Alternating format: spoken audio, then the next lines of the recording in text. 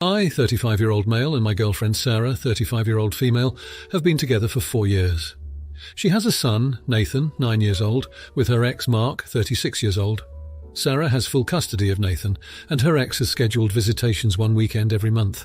Sarah and Nathan moved in with me a little over a year and a half ago, and in my perspective, it was a little rocky at first. I've always been pretty protective of my space, so making room for 2 other people was difficult for me. When Sarah moved in with me, we agreed that the visitations for Mark would be held in our apartment as long as I'm home. The main reason I wanted this is because I don't know Mark that well, and I don't want him wandering around our apartment without me there. When we proposed this idea to Mark, he was fine with it. Now moving on to the real issue.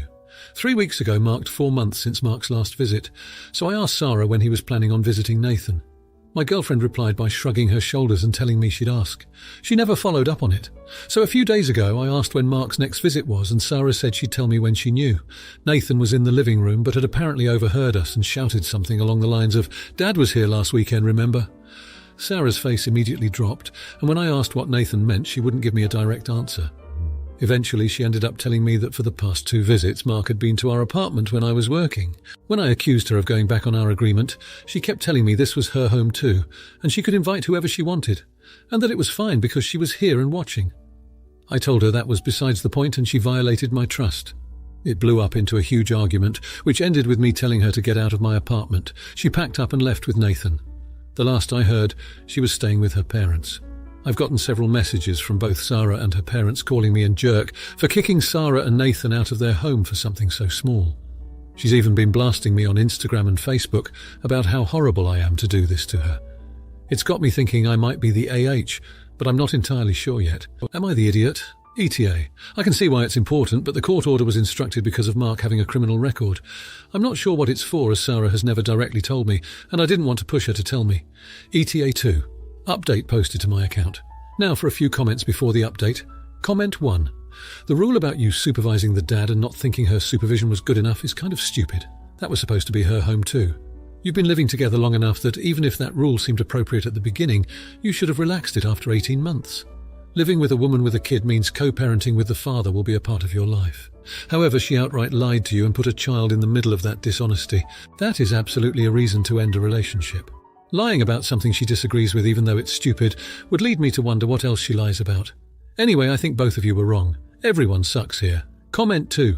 Not the idiot. Not only did she broke the only rule you had for whatever reason, but she lied about it multiple times and seems never had intention to tell you until the kid revealed the truth. She had an issue with the single boundary you've set. She should have talked to you and renegotiated, but she didn't bother.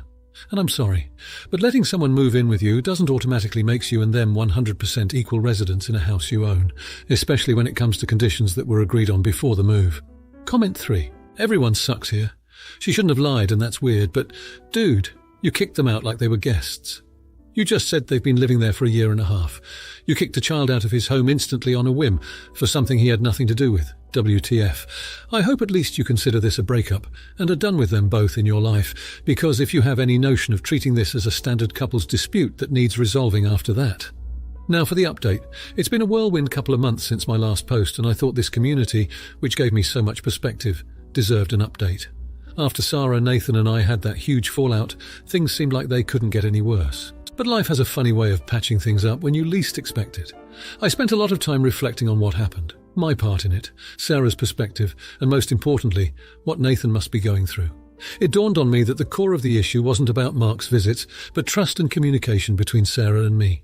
I realized I'd let my insecurities cloud my judgment about what's best for Nathan, having a relationship with his dad. I reached out to Sarah and asked if we could talk, not to rehash old arguments, but to understand each other and reconcile if possible. We met at a local cafe and the conversation was tense at first. I listened a lot. She shared that her defense of Mark's visits was rooted in fear of Nathan losing his connection with his father, and fear of confronting me. I apologized for not being more empathetic towards her position and Nathan's needs. Over the next couple of weeks, we slowly started rebuilding our trust. We also agreed to go to couples therapy to work through our issues with a professional's help. It was tough but transformative. We learned to communicate better and set boundaries that we both felt comfortable with. As for Mark, I reached out to him too. It was probably the hardest thing I've ever done. We met up, just the two of us.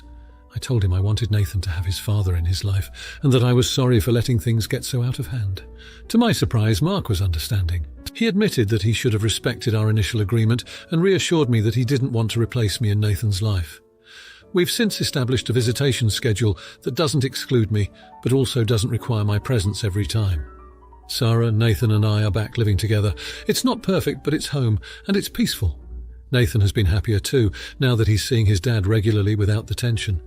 Most importantly, Sarah and I are a team again. We've promised to tackle problems together, rather than let them drive a wedge between us.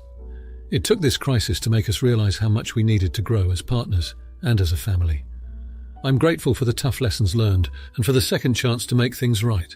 Thank you to everyone here who offered their advice and helped me see things from a different angle. It truly made a difference. Now, for the comments. Comment 1. Not the idiot. It's commendable that the narrator has taken a reflective approach to the fallout with Sarah and Nathan. Recognizing that trust and communication were at the heart of the issue shows a level of maturity and self-awareness that is essential in any healthy relationship. Reaching out to Sarah to reconcile, and the resulting conversation demonstrates a willingness to be vulnerable and to listen, both of which are key components of repairing a damaged relationship. Furthermore, the decision to engage in couples therapy is a proactive step toward ensuring that both parties have the tools and support needed to rebuild trust and improve their communication patterns. The narrator's decision to apologize to Nathan's father, Mark, is another positive action. Not only does it show respect for the role Mark plays in Nathan's life, but it also acknowledges that the narrator's behavior had a wider impact than just on their immediate relationship with Sarah and Nathan.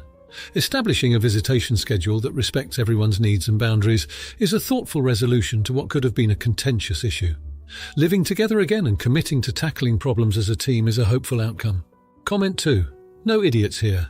The story presented indicates that all parties involved experienced a breakdown in trust and communication, which is a common issue in many relationships. The narrator's introspection and subsequent actions to address and resolve these issues are not only responsible but necessary for healing.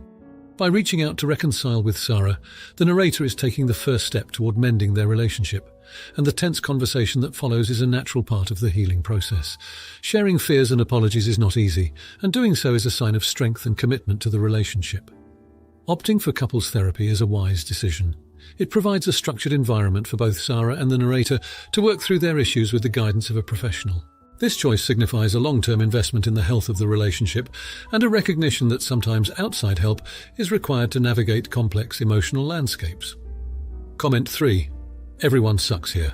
While it's clear that the narrator has made efforts to address the issues that led to the fallout with Sarah and Nathan, it's also important to acknowledge that the breakdown in trust and communication was likely a two-way street. The fact that both parties had to share fears and apologize suggests that there were missteps on both sides. However, the narrator's initiative to reach out and begin the process of reconciliation is a step in the right direction. It's critical in any relationship to be able to own up to one's faults and work towards resolution. Couples therapy is a valuable tool in navigating the complexities of relationship dynamics.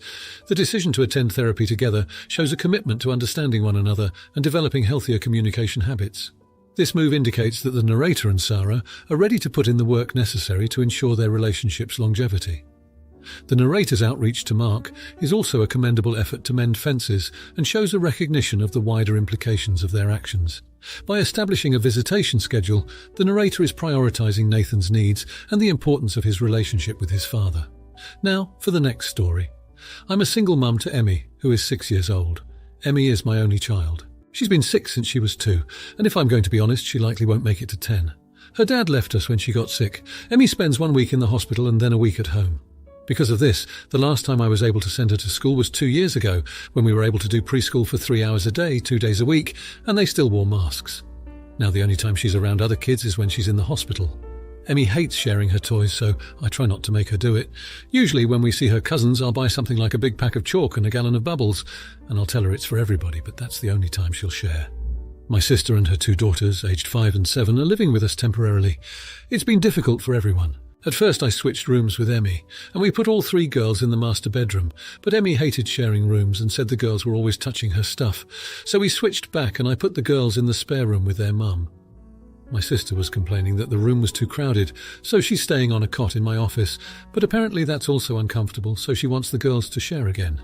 My sister does not pay any rent. Her husband sends $500 a month to help pay for their groceries, and she helps with Emmy while I'm working. My job is pretty flexible, so I'm able to watch her while I work.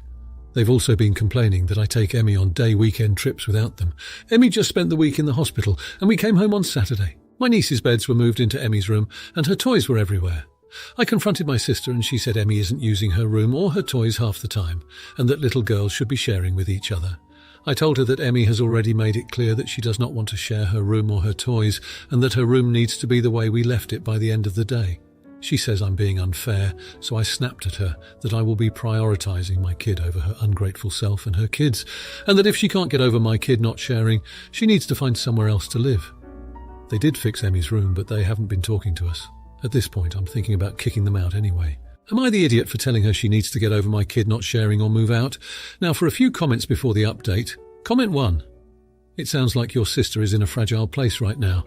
I suspect whatever is going on with the stepson is serious and probably will have some sort of legal ramifications. That said, you and your daughter are in a very fragile place as well, and you did your sister and her daughters a huge favour letting them move in with you. Honestly, if I can home and found the girls' beds in Emmy's room and her stuff strewn about, I'd have gone to the kitchen, gotten 3 trash bags and the kitchen time, and told them they had 30 minutes to get all of the stuff into the bags and get out of my house. You are a much better person than me to have given them another chance. You need to give your sister 2 choices. Sleep in their assigned rooms and leave Emmy's stuff alone, or pack their stuff and get out. Be clear there's no third choice, and there won't be another second chance if the intrusion or her badgering you happens again. Comment 2. No idiots here. I'm sure I'm going to be downvoted to oblivion on this one. Both of you are prioritising your own kids in a hard time. Your daughter is sick, very sorry you're both going through this, but it doesn't seem that your sister is in a great place either. The kids are being moved around and both of you are trying to make the best situation of what's going on. Your nieces aren't in a good place either. It must not be easy to know there is a room full of toys that they can't touch for days on end. You are trying to make it as easy as possible for Emmy. This is temporary, and I think you and your sis need to talk about what's the best course of action for the short remainder. Comment 3. I confronted my sister, and she said Emmy isn't using her room or her toys half the time. The fact that you didn't throw everything out on the front lawn the moment she said this speaks volumes of your character. You are a better person than I am, not the idiot. Normally I would say kids need to share and letting them have their way is setting them up for failure, but this isn't a typical situation. Emmy has possibly 4 hours left to live her life that hasn't begun. Typical rules child raising just doesn't apply. If your sister is unhappy with the accommodations, then she needs to find new accommodations. I'm so sorry for your daughter. Now for the update, I am at my wit's end. It's been a month since my last post, and things in my household have spiraled into chaos. Emmy has been having a tougher time than usual. We found out her condition has worsened, and we've been in and out of the hospital more frequently. The stress of it all has made the dynamic at home even more strained. In an especially low moment, my sister accused me of neglecting her and her daughters because I've been so preoccupied with Emmy's health. She said some unforgivable things about Emmy being a burden, and it tore me apart. I snapped and told her she needed to leave. It felt impossible to come back from that. Since then, they've been staying with a friend, and the silence in the house is deafening. Emmy keeps asking for her cousins, but whenever she does, it's like a knife to the heart. I know this situation isn't good for her either emotionally, but the real bombshell dropped last week. I found out my sister has been taking money from my emergency fund, the one I've been building for Emmy's medical expenses. I still don't know how much she took. She had access because at one point I trusted her to run errands and buy groceries when I couldn't. The betrayal is indescribable. I feel like I can't trust anyone. The fallout from our fight didn't stop there. She spread some vile rumours about me to our family, painting herself as the victim. Now I've got relatives blowing up my phone, demanding I apologise and take her back. They don't understand the whole story, nor do they see the day-to-day struggles I go through with Emmy. To top it all off, Emmy's favourite toy, the one I bought specifically for her to have something special just to herself, has gone missing. I suspect it was one of her cousins in a misguided attempt to share. Despite everything, Emmy has been inconsolable, crying herself to sleep for nights on end. It's one more thing I have to deal with, one more heartache, and I just don't know how much more I can take. The sense of betrayal, frustration and loneliness I feel is overwhelming. I'm trying to hold it together for Emmy's sake, but it's getting harder every day. I need to find a way forward for both of us. But right now, it feels like we're trapped in a never-ending nightmare. Now for the comments. Comment 1. Not the idiot. You are in an incredibly difficult position, and your primary focus absolutely has to be on the health and well-being of your child. Your sister's actions are not only unsupportive, but also incredibly harmful, both emotionally and financially. Taking money from an emergency fund meant for medical expenses is a severe breach of trust and could be considered theft, depending on the circumstances. It's understandable that you told her to leave under these circumstances. Moreover, spreading rumours and causing discord within the family during such a crisis is an additional layer of betrayal that you should not have to deal with. Your responsibility is to your child, and your sister needs to understand that her actions are making a tough situation even worse. It's important that you protect your mental health and financial resources during this time, and that may mean maintaining distance from those who are causing harm, even if they are family. Comment 2. Not the idiot. The stress of dealing with a sick child is immense, and the support of family should be a given, not a source of additional stress. Your sister's accusation of neglecting her and her children is not fair, given the circumstances. Everyone's capacity for support has limits, and when a child's life is at stake, it's natural and necessary for that to take precedence. Expecting you to maintain the same level of involvement in her life as before your child's illness is unreasonable. Furthermore, her spreading rumours is an attempt to manipulate the family's perception of the situation and garner sympathy for herself, potentially isolating you when you need support the most. It's important for your family to have a clear understanding of the situation, and your sister's actions are preventing that.